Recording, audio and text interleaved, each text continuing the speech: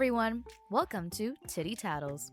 This is Sydney and Phoebe joining you from Taipei and London to gossip about movies, pop culture, and social issues from the perspective of two cosmopolitan Asian girls. We met at university and have both studied abroad in the West. This podcast is about having relaxed conversations, respectfully debating the controversial, exploring cultural nuances, and having fun while we do it.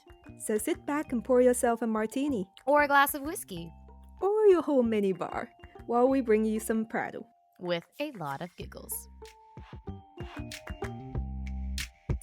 So in today's episode, we're going to talk about the popular Amazon Prime production, The Marvelous Mrs. Maisel. If you're here, we're going to assume that you're watching the show, so potential spoilers ahead while we discuss Mitch's progress as comedian and with her family. This show was interesting to us because a woman pursuing a not stereotypically female career in 1950s America is a very fun feminist topic that we can also relate to as women in Asia today. And also there are quite a lot of similarities between Jewish and Asian culture that I learned from watching the show. So the show starts off with Mrs. Maisel in her happy upper-class New York housewife role and shows a lot of the interactions between husband and wife in 1950s America. So Sydney, what did you think about the husband-wife dynamic at the beginning of the show? I hated it.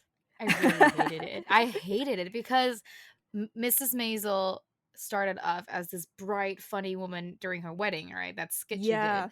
And so brilliant. Like that, she's like a combination with like, she has that, you know that girl that plays the first queen, Elizabeth in The Crown? I'm sorry, I can't remember her name at the moment. No. Okay, so she's really pretty. But she has that like that very sort of Anna Kendrick but slash female comedian vibe. And it's a breath of fresh air and I love it. And then you see her husband and it's like I don't want to sound sexist when I say I don't want to say man up, but like own up to who you are. Like you're like not accepting yourself. Yeah. How about you? What did you think about their dynamic? Yeah, I kind of felt the same as you. I loved the part at the start at the wedding where she was just giving a whole speech impromptu and it was so good.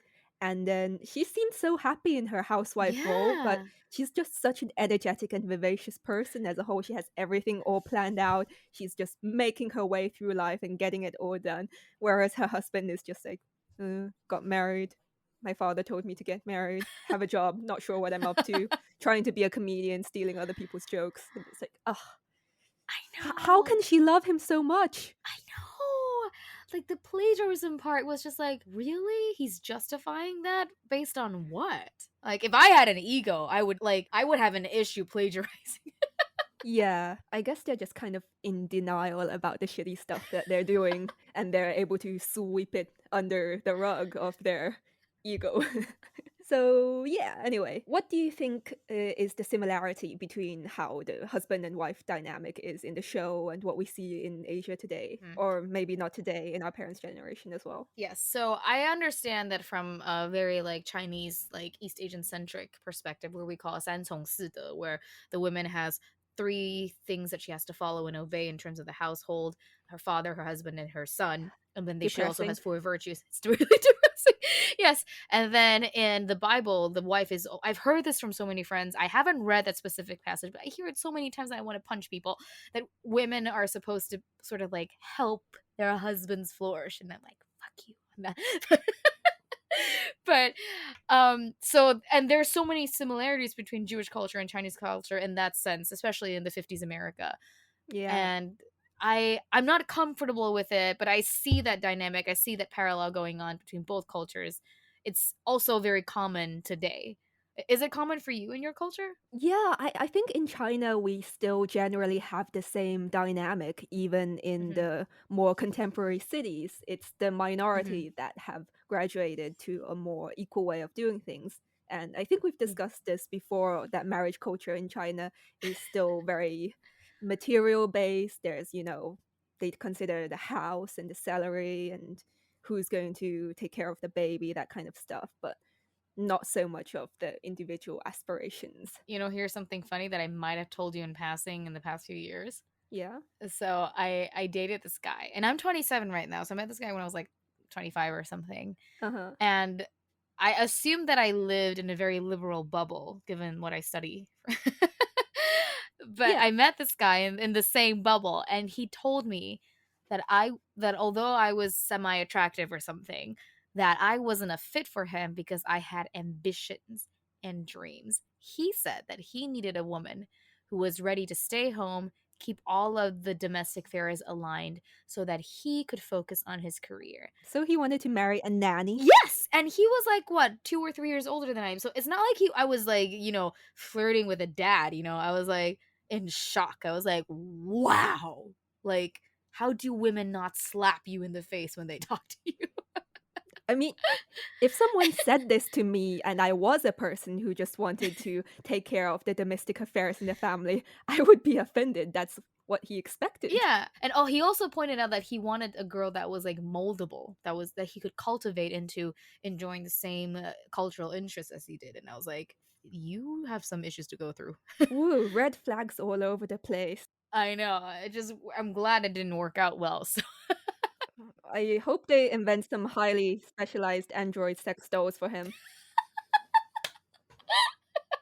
I love that. That's a nice piece of shade that you threw at him.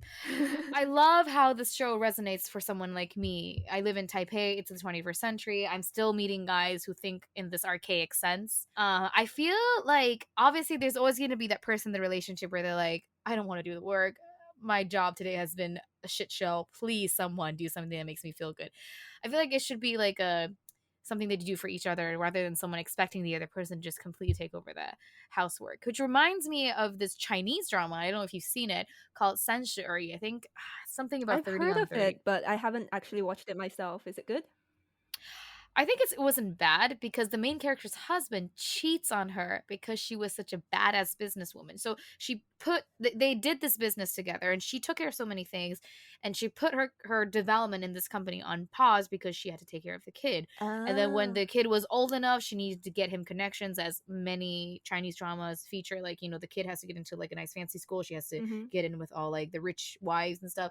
She was so brilliant. She was very scheming in a very business sense, and she did all this work. And her husband was just constantly threatened by her, and he cheated on her in the end because he felt like he wasn't that important. He felt like he wasn't appreciated. And that bothered me so much because I feel like I understand it's still a prominent issue, but why is it still a prominent issue? Like, you should be able to be comfortable enjoying that your husband provides more, and you should also be comfortable enjoying that your wife provides more. How can this guy still be threatened by his wife after she's already quit her job and she's just being a badass at doing wife things? Because she eventually wanted to develop like her own career. She wanted to take on different roles as like a sub part of the company, and he wasn't happy with Right. that. It's so unfair how there's this expectation that as a woman you need to be like less capable than your husband. Like even if you are more capable, hide that you're more capable to soothe his ego. And it's the same situation with Mitch and Joel in the show, right? Because Joel sees that Mitch is a much better comedian than him, and it absolutely breaks his self-esteem somehow. He's unable to accept being with her even though he loves her just because I don't know, is it because she makes fun of him or is he just hurt that she's better than him at something that he enjoys? Yeah, I definitely think he feels very like bitter about that. But what I do like about that show is that later on he does start to accept that, and he kind of stands up for her in a certain sense when she's still struggling with acceptance from her parents for her budding career. Yeah, I do like that, but I was kind of annoyed with her ongoing True. romance with him. I was like, move on. We've moved past this guy. I like this new guy, Ben the Doctor. But I think like for women, when they decide to commit to a relationship, I can't speak for all women, but I feel like for many women, I'd say that whether you're a feminist or not, whether you're Asian, whether you're Jewish, whether you're American or British, it's very easy to just, you know to really believe in commitment. And when that bond breaks, I feel like women beat themselves up a lot more than they express about how the relationship went sour.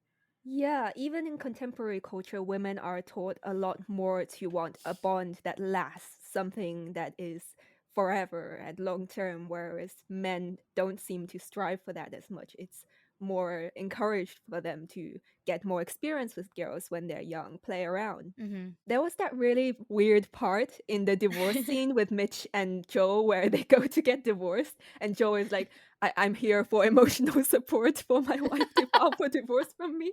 And the judge gets so confused, like, so are you sure you want to get divorced? Yeah, but that's also the beauty of that show, because even though it touches on gender roles, it addresses them and makes us think, react, and wonder about gender roles in the 50s and how they are today. I think that there is this playful understanding of, like, they were in a committed relationship. It wasn't so simple. They still have a lot to figure out, and which is the essence of modern romance in itself, right? Yeah, they weren't just the stereotypical shitty husband who cheated on her with the secretary, though. That's where they started. You see a lot of character development on both Yes. sides. So, on the subject of Mitch and Joe's divorce in the show, that was like a big plot point, right? And her parents were Mm-hmm. so totally horrified that Mitch was getting divorced. It was like social death for them. How do Yeah. you think that is reflected in culture in Taiwan? Is it still very frowned upon these days? I would say yes, and I think it's self-inflicted. Like, I've been brought up with my mother telling me, like, I don't need you to get married before 30. You can be a spinster for all I care. But I feel like if you decide to commit to a relationship, you should make it last. It shouldn't be something that where you're like, well, worst case scenario, we get a divorce. On that shouldn't be an option for you if you really decide to make such a huge commitment, which I think resonates with one of these articles that I read in Mandarin the other day, by this like more cultural influencer. He said that he's called Ling Aide, and he said that Hmm. the issue between what happens after you get a divorce or what happens before you get married, whether it's the prenup or the divorce, like the custody battle, the issue is that for some reason we make it super easy for two people to say I do and sign a paper and say I commit to thee for the rest of my life.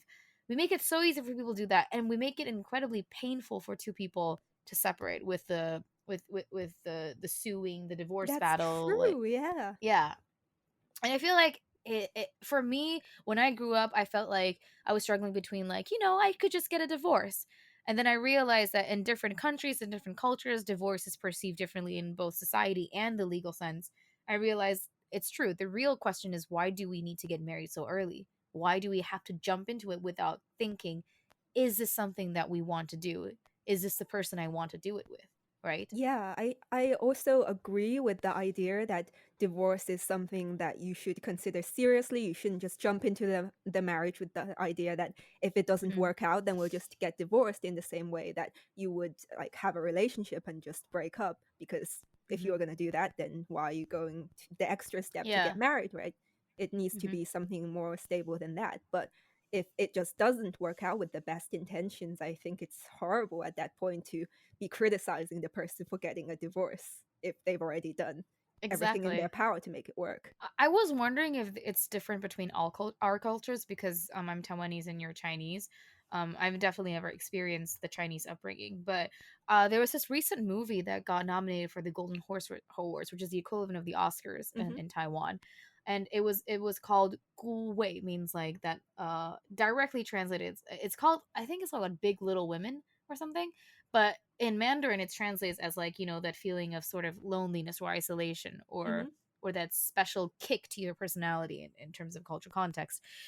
And it talked about how this protagonist had this shitty relationship with her husband. He was irresponsible. She was the breadwinner of the family. She brought the kids from, scrap to having the ability to open her own restaurant, and she never divorced her husband. And the story starts out, sorry, spoiler alert, where the husband appears dead, and because he technically is still part of the family, they have to handle his funeral and all the after affairs, and it creates tension between the women in the family.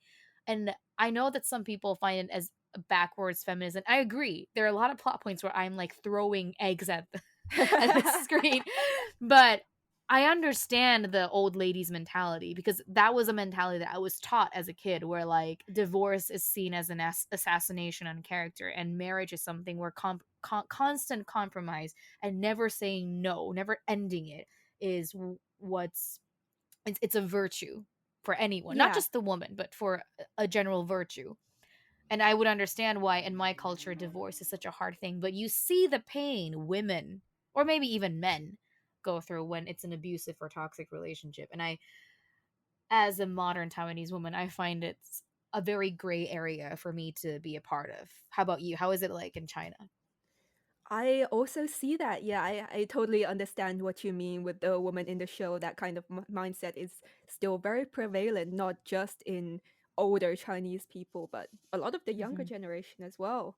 Like, I know that in China, with the way the marriage market works, if you get divorced and then you're looking for another marriage, even if Hmm. you were married for like 3 days, that the fact that you were married and divorced instantly lowers your value. Before, maybe you could have Yes. gotten a hot guy with a good salary with a similar age, but now you can only go for a hot guy with a good salary who's like 10 years older than you or has a kid or whatever. Very harsh standards there. I feel like in the show, the same thing goes on in Jewish or 50s American culture, where like there's also the sense where like not only is divorce something that is taboo, you're also marrying not for yourself. You're marrying for society. You're marrying for your parents' standard. For your responsibilities and your obligation to continue the line. I know it's not about you. If you're happy in this union, it's like you have to save face for your parents. And that's almost something very common in Asian culture as well, which is why I love the parallel there. Yeah, and I'm also kind of questioning the idea that everyone thinks Joel was shitty for ending the marriage.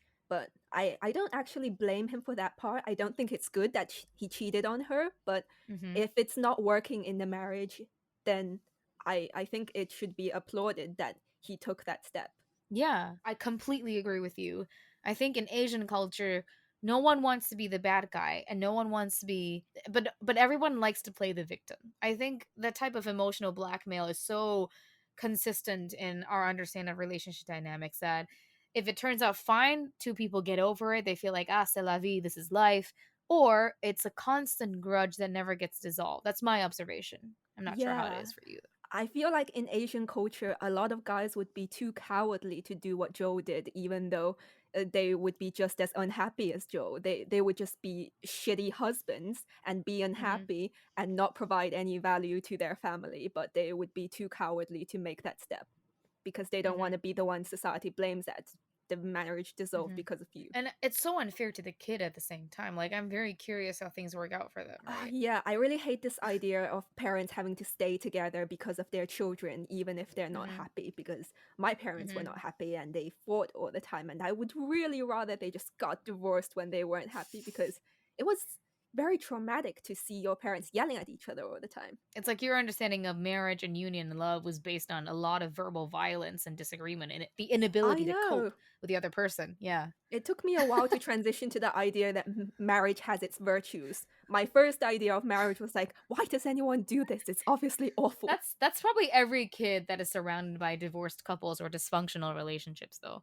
And it's Yeah. really unfair to them because there are successful relationships, there are relationships that were right at the time but inappropriate later on, and we should be taught to understand and accept the different types of relationship we engage and learn how to deal with intimacy. But that on top of Western values of how marriage is a romance proposal rather than a practical proposal of two unions, I feel like the fact that we are situated in like China and Taiwan, that there's this clash of Western values, we're third culture kids, and then there is this understanding of traditional values, and we're never taught how to deal with intimacy in relationships.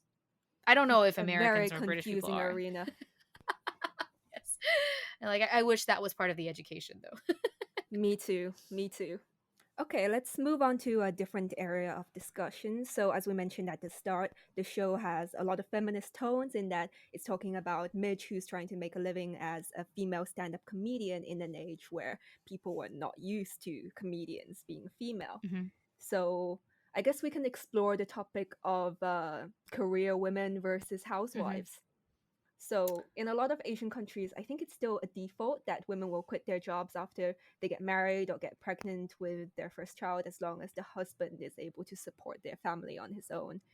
How common do you think this still is in Taiwan? Is it considered the desirable option? So I'm very lucky that I'm surrounded by a group of people, or my career allows me to see a lot of married couples because I'm an ESL instructor. Hmm. And I don't have a definite answer for that. What I can be sure is that I feel like a lot of women are comfortable being the breadwinners. So I see that dynamic a lot in among the kids that I teach.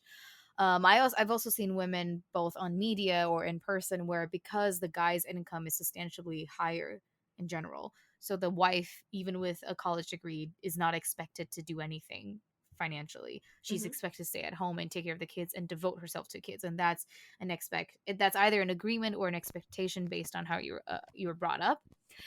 One of the more interesting cases was that I go to the nail salon a lot, as you see. Phoebe can see my nails through the Yeah, screen. looks great. Yes, and I get to talk to some of the ladies, the artists that work there, Hmm. and there's this lady where I was wondering why she was able to afford like stuff like Burberry and stuff, which I would consider still very expensive, even if you were Sure, yeah. working at a nail salon. And it turns out that all the money she makes is hers because her husband makes enough money for her and her children to go to private school. And then once she finished, bringing up the children through their like the earlier years of their infanthood, Hmm. now they're at school, she has nothing else to do. And she's like, well, she decided to spend some money and learn how to do nail art. And she likes And then, doing then nail she's art. and she likes doing it. I mean, I respect her so much because people keep assuming that women have to be like career women, as in like they have to have an education, they have to do something business wise to be respectable. And to parallel between Maisel's like comedian career, which is not considered respectable, especially for a woman at that time, Yeah. with this specific example, is to say that this lady was so bad at, she was like, I spent money, learned how to do this, and I'm happy because if I stayed at home, I'd fucking go crazy. And I applauded her for that. I was like, you go, girl. And That that's sounds exactly how I feel about perfect. Maisel. Yeah, it's Yeah. perfect, right? It's almost like a dream come true because I feel like even for people like us, we're sort of pressured to sort of develop our intellect or education and privilege to its maximum. And Yeah. so if I told my mom, hey, I want to go acting because my husband's rich enough, people would still frown upon you, kind of, right? And in my culture, I hear this a lot that women are not expected to be useless. Even if they actively choose to be a mother, it's a choice. But if they have the option, they're expected to utilize their intellect and their education to its full extent. How about you? So there's starting to be a perception in Taiwan that it's a better route for women to be career women even Yes, after being married. Okay, yes, that's yes, yes, interesting. definitely. I think Hmm. there's starting to be this perception in China as well, though now it's going back a little more to the idea that it's more desirable for a woman to marry a husband who would be able to provide for her completely, that she Hmm. wouldn't have to work. But, we went through a period of very strong feminist progression, and women were encouraged to leave the family and pursue careers. So it's been normalized for quite a while, but nowadays people are considering the financial stability and material needs more. And it's the same with me. When I was growing up, I was more idealistic and feminist, and I hated the idea that women were always expected to be the ones to give up their career to raise the family, because why should they? Maybe we have something very important to contribute to society that the man doesn't. So why is Hmm. it the default that the woman has to be the one to give up for the family? But now that I have entered this Hmm. society and experienced what it's like to work in a job, I'm like, it's not that great having a job. Having a job is different than pursuing your aspirations. Having a job is just making money for most people. I get you. This is why I have been lucky enough to avoid boring jobs and do what at least gives me a chuckle after the day. Yeah, at the end of the day, whether it's a husband that's financially stable or if I eventually make enough that I can live off my investments, I think that would be the more ideal path than being a career woman, being stuck in a job to be able to be financially free and pursue something that you're interested in without any monetary pressures. Yeah, and it's very different for everyone as well, right? Because like I feel like some women strive to have that financial stability so they can pursue certain aspirations, and some women want to actually enjoy the process because the process itself should be the aspiration. Yeah. Exactly, yeah.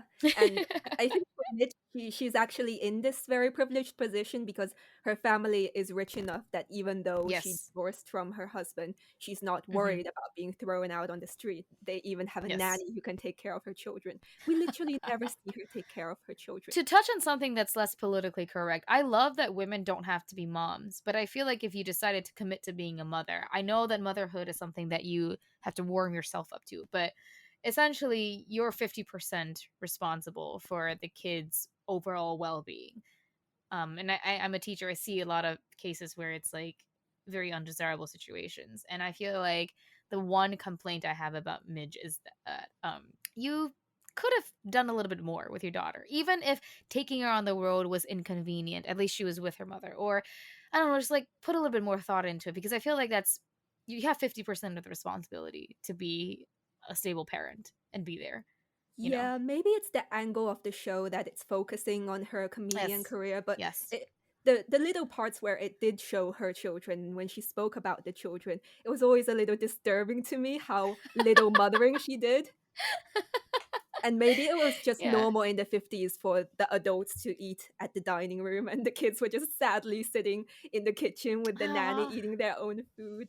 I am not used to that. me, and it's a very aristocratic thing. Like even in our culture, I feel like if you have the capital, you would probably distance yourself from the kid in a certain sense, because it would just be generally more convenient for you to focus on whatever interests you if you had the means to hire help. Yeah, I feel like if I had the financial ability to hire a nanny, I would, but then how do you handle that trade-off between getting enough bonding time with your child, but then there's also the icky parts about raising a baby and it's hard to do by yourself? I think it's like, have you seen that part of Sex and the City in the movies where like Charlotte gets to spend time in Carrie's like extra apartment when she can't stand her life as a mom because her kids are like screaming at her 24/7 when they're there. And I Hmm. think it's like Virginia Woolf's is like a room of one's own, right? Like you I think it's important that women carve up some time for themselves, whether it's from being a full-time mom, which is very respectable,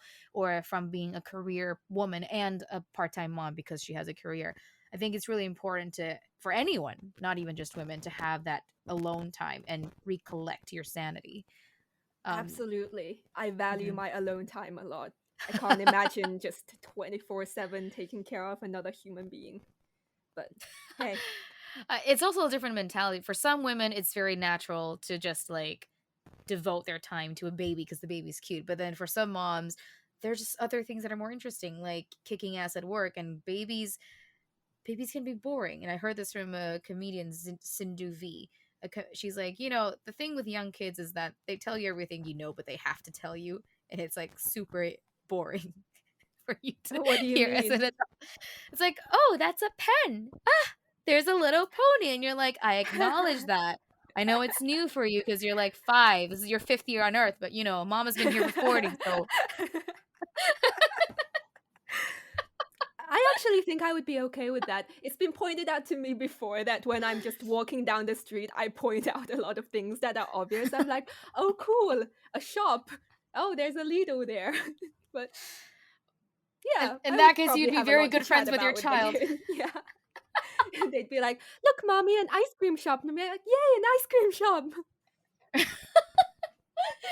There's this comedian called Catherine Ryan, and she went on this show with Jamila Jamil.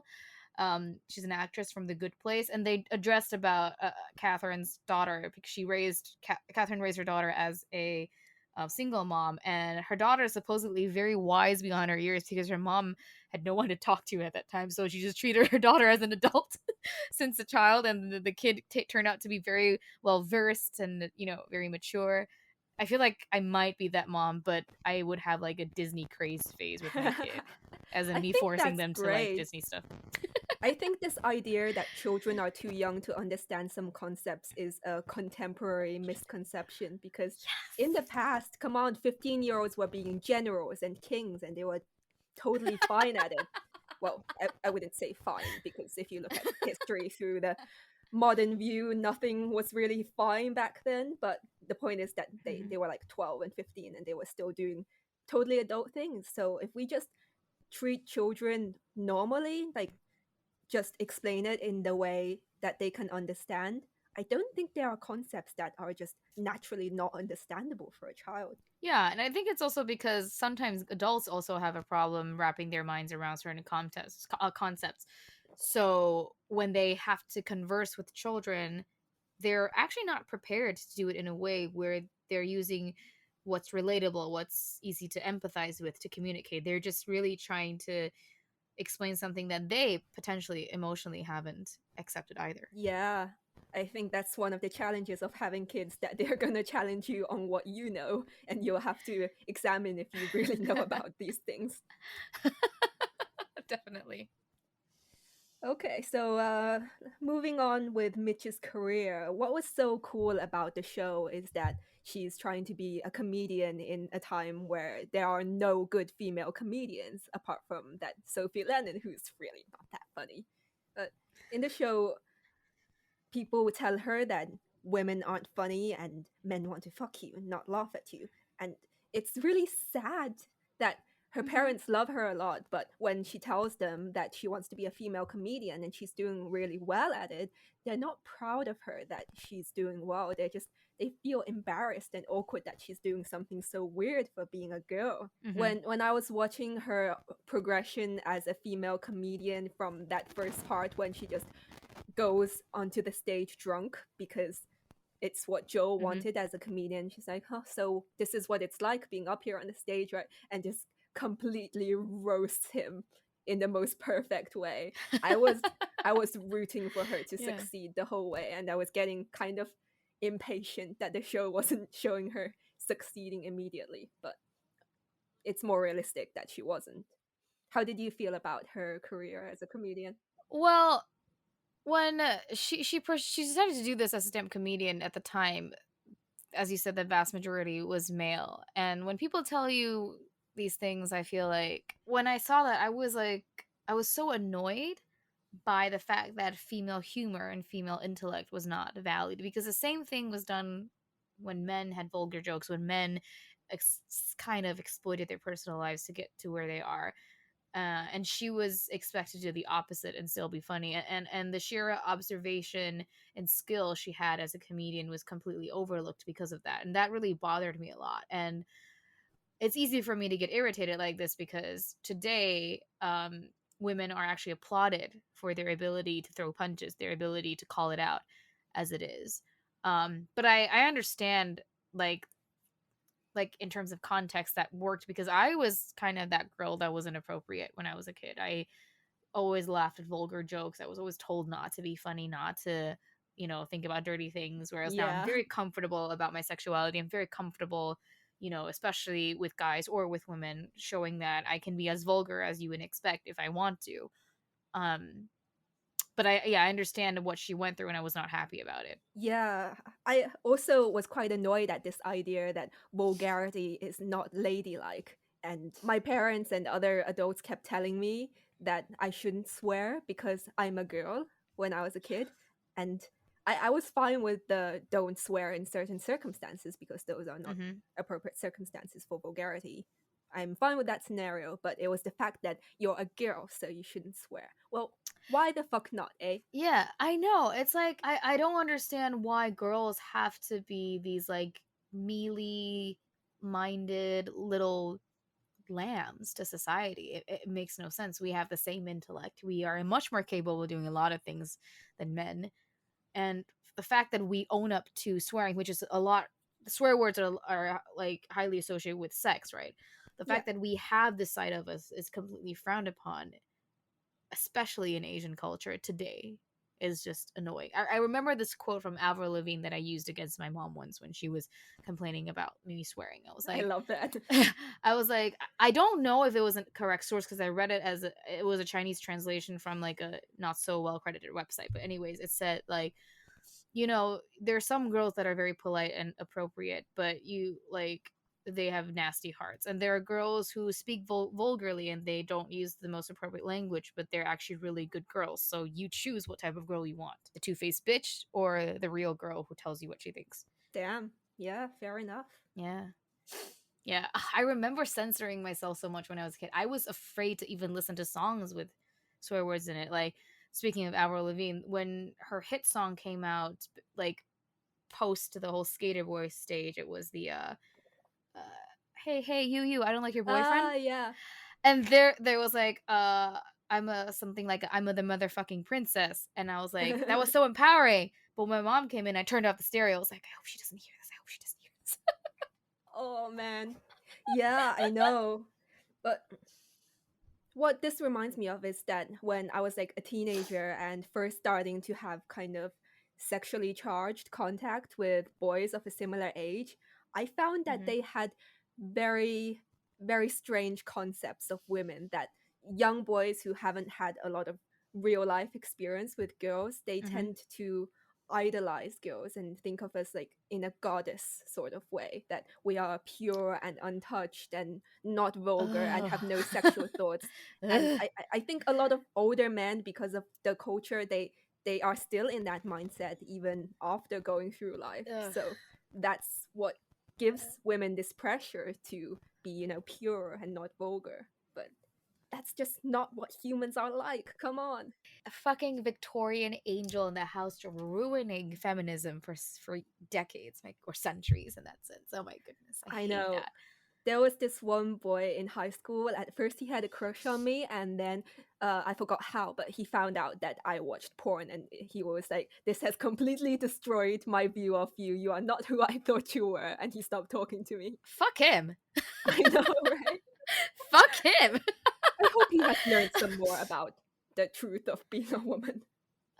Oh man, I remember this thing that I used to do as a lit major, because a lot of my straight guy friends in Taiwan who have no understanding of what lit majors do, they seem to think that you're classy because all you study about is Shakespeare. And I've made an effort every time on the dinner table. They're like, "Oh, what do you do? Is it like Shakespeare?" And I'm like, "Well, if you want to be pedantic about this, Shakespeare talked a lot about reproductive organs." Shakespeare made So so many dick jokes. yeah, and I'm like, so let me tell you what I do study. We study about incest, bestiality. That's all embedded in Greek culture, which is the foundation of what we are training as lit majors. So it's also necrophilia. Snow White. It's a lot. We don't really do very serious stuff as lit majors. To be honest. Can I bring you to dinner parties? Just like awkwardly talk about what I study, like putting everyone in like utter silence. I love that. I Amazing. make an effort to tell people that lit majors don't just verse in ancient English or Elizabethan English. We actually talk about real stuff that it matters. So you have a lot of traumatized relatives. Yeah. And friends and straight male friends who are in finance and tech. They're like, what? Oh, poor things. So Yeah. what do you think of this idea in the show that women can't be funny, or women just aren't as funny as men? I think from my personal experience, since we already talked a lot about that in our previous segment, Hmm. is that men don't understand female humor It's because they've less never relatable for been, them. especially because they've always been in this position of power. I remember telling you a lot earlier about Kelly or Kylie. I think it's Kylie. Kylie, this Taiwanese female comedian, and she made a lot of dick jokes about dick size and Hmm. having a standard metric for that. It was funny as a woman because every girl has had a dick pic before, whether it was an accident, whether it was out of the blue, whether it was intended. We've always had that unwanted dick pic. We've always had this issue with male men having an issue with their dicks, and it's always been something aggressive and unwanted, unsolicited, and men just will never get that because no woman takes a picture of her vagina and sends it to a guy the Well, way they would men do like it to that, wouldn't women. they?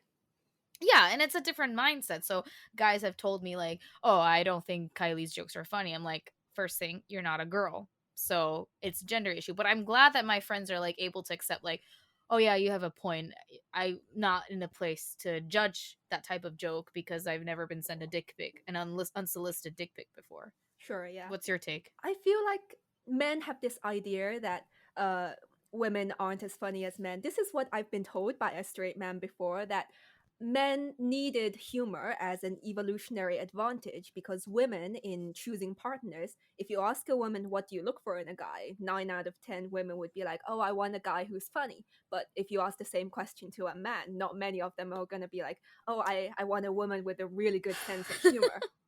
And so that gave guys the biological incentive to be funnier than women. Do you see the gap in that argument? I don't understand. Like, do you not want to enjoy the next 50 years of your life stuck with that same person, sagging tits and loose vagina? Like, you don't want her to be funny. You're just gonna be okay with the physicality of her being like obedient and passive and slowly deteriorating into, like, come on. I mean, I'm not trying to imply ageism here. It's just like, come on.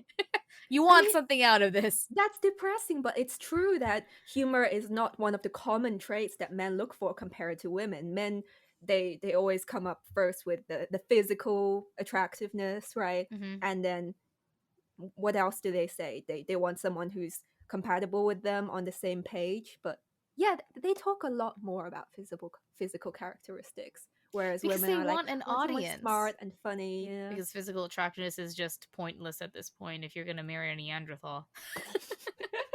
Sorry. Yeah. um well, see, I think what I see from men is that, it's like, we're gonna talk about Chinese comedians later, and remember there's that part from this female comedian Yang Li. It's that guys always assume that a girl wants to learn something from them when they ask Yeah. for advice or when they talk about a personal issue, whereas when women talk about personal issues, they just want to like vent. They don't Share. want unsolicited, yeah, and share and support. I think men have this imagined audience sort of mentality. It's like they always need someone to gawk at them, and if they're funny and less physically attractive, then it works for them, right? But as they don't want to be that person that's boring and not loved without the applause. They don't want to look at it and be like, oh, my wife is so funny. I would gladly laugh at anything she says and do at her bidding. Like, no guy is going to be taught to think like that. And they're not going to be comfortable to think like that until they've adjusted their understanding of what women are and how the world has become today. Exactly. And also, a point that's missing from that argument is sure, humor is a factor in women choosing a partner, but there are just as many women who thought a guy was really funny and fell for him as women who are awkwardly laughing at your not funny jokes just to be polite. And also, if we're gonna go the biological route, back in those days when women were in the village taking care of the kids, sewing the animal hide together to make clothes, they probably talked a lot. I mean, that's what we do, right? We chat, we share, we gossip, Yes. and they probably made some Yes. fire jokes back then that the men just weren't around to Yes. hear, and they wouldn't relate because they had very different experiences back then. And even now, as society grows, the experience of being a man and a woman in society is still quite different in a lot of ways.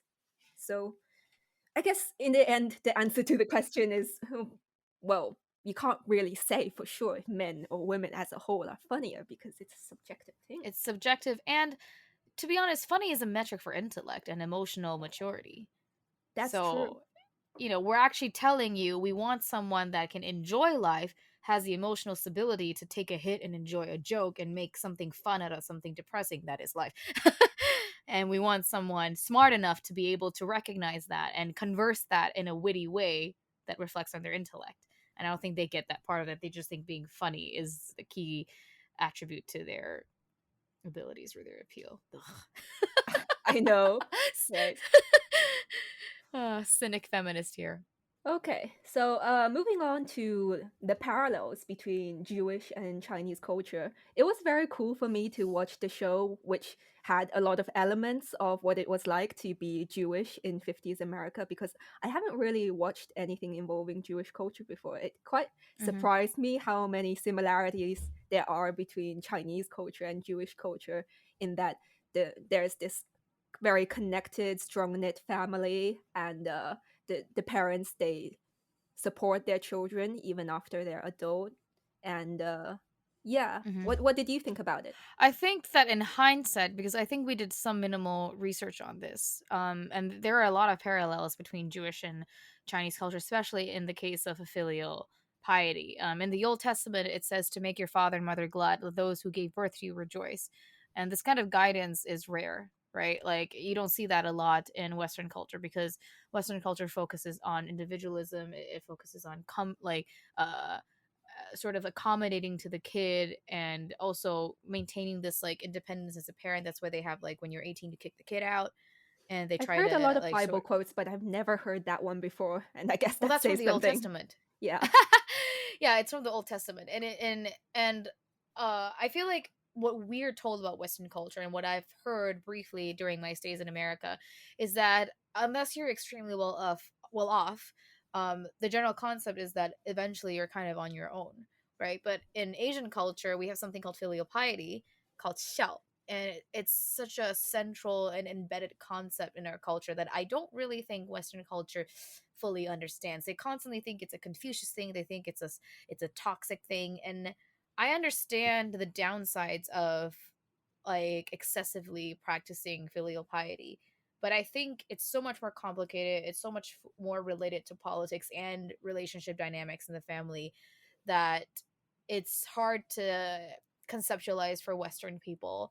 But it's very relatable in the sense of Miss Maisel, because you see a lot of parallels, like living with your parents, relying on your parents, respecting their wishes so they don't lose faith because of your actions. Yeah, the whole thing with Joel and his dad was very relatable because Mm-hmm. he didn't have so many of his own ideas because his dad had so many opinions about what he wanted Joel to do with his life.